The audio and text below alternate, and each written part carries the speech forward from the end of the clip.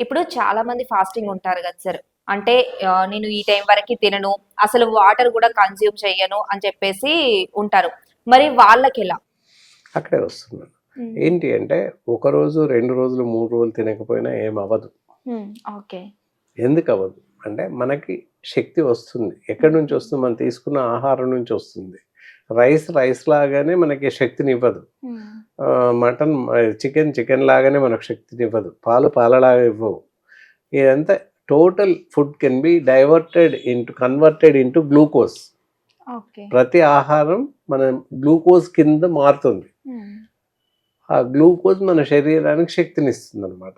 ఎప్పుడైనా వీక్ అయినప్పుడు అందుకే గ్లూకోజ్ పెట్టండి అని గ్లూకోజ్ పెడుతూ ఉంటాం.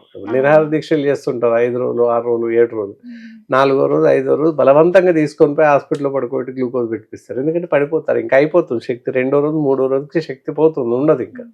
కాబట్టి ఆర్టిఫిషియల్ గ్లూకోజ్ పెట్టే అవకాశం ఉంటుంది అలాంటి పరిస్థితుల్లో. ఎప్పుడైనా నీరసంగా పడిపోతే, తూలి పడిపోతే ఇలాంటివి జరిగితే అనారోగ్య లక్షణాలు కూడా ఉన్నట్లయితే ఫస్ట్ గ్లూకోజ్ ఇస్తాం ఇన్‌స్టంట్‌గా. ఓకే. దానివల్ల ఏంటంటే రీకరెంట్ ద బాడీ. సరిపోయేంత ఎనర్జీ లెవెల్స్ వస్తాయి. ఇప్పుడు మీరు అడిగిన దానికి సమాధానం అది. ఏంటి ఫాస్టింగ్ ఉంటే ఎలా మరి అంటే ఇది పనిచేస్తుంది. శరీరంలో ఉన్నటువంటి షుగర్ ఒక రోజు, 2 రోజుల వరకు మనకు రిలీజ్ అవుతుంది. మనం ఇప్పుడు 100 గ్రామ్స్ షుగర్ తీసుకున్నాం. యాక్చువల్‌గా మన శరీరంలో రక్తంలో 120 మిల్లీగ్రామ్సే ఉంటుంది. 80 నుంచి 120 మిల్లీగ్రామ్స్. అదే ఒక 100 గ్రామ్స్ మనం స్వీట్ తిన్నాం. 100 గ్రామ్స్ అంటే 1000 మిల్లీగ్రామ్స్ ఏవో అవుతుంది. అంత మాత్రం చేత మన రక్తంలో 1000 మిల్లీగ్రాములు అవ్వదు. అదే 120 ఉంటుంది. మిగతాదంతా ఎక్కడెళ్తుంది? అదంతా కూడా శరీరంలో బ్యాంక్‌లో ఉంటుంది. లివర్‌లో ఉంటుంది. లివర్ స్టోర్ చేస్తుందన్నమాట. ఎప్పుడైతే తగ్గిపోతుంది మీరు ఇప్పుడు ఇందాకన్నట్టు తినకుండా ఉన్నప్పుడు శక్తి లెవెల్స్ తగ్గిపోతే, షుగర్ లెవెల్స్ తగ్గుతూ ఉంటే 80కి లోపు వెళ్ళిపోతున్నా అంటే వెంటనే లివర్ నుంచి రిలీజ్ చేస్తుంది షుగర్‌ని. హెచ్చు తగ్గిలిన అక్కడి నుంచే సమకూర్చుకుంటుంది. అట్లా. సార్ ఆయుర్వేదం ప్రకారం ఎన్ని అవర్స్ ఫాస్టింగ్ ఉంటే అంటే నిజంగా ఫాస్టింగ్ కిందకొస్తది? అంటే నేను ఫాస్టింగ్ ఉన్నాను. కాకపోతే చపాతీ తిన్నాను ఆర్ ఏదో ఒక టిఫిన్ చేశాను అని అంటూ ఉంటారు గదా!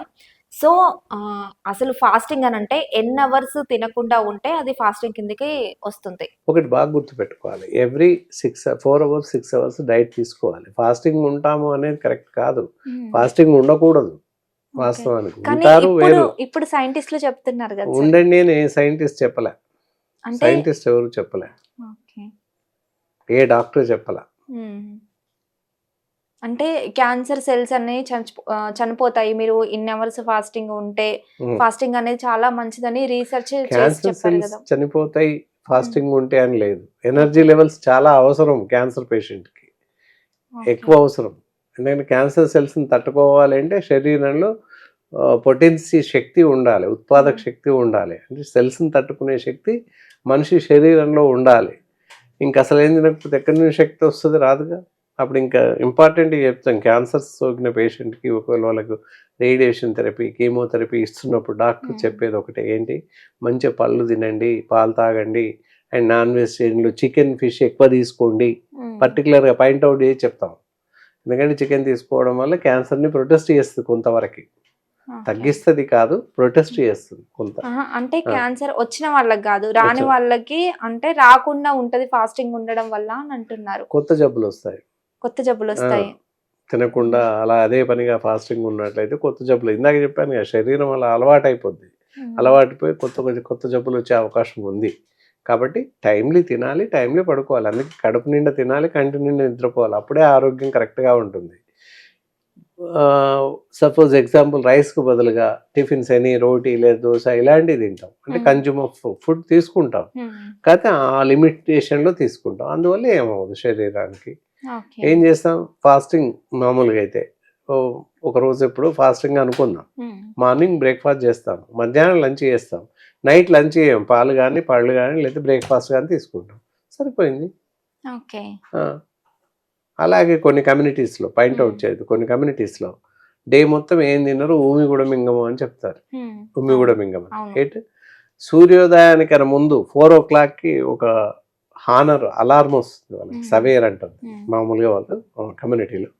4 గంటలకి ప్రిపరేషన్ చేసుకొని తినేస్తారు. 4:00 ఎర్లీ మార్నింగ్.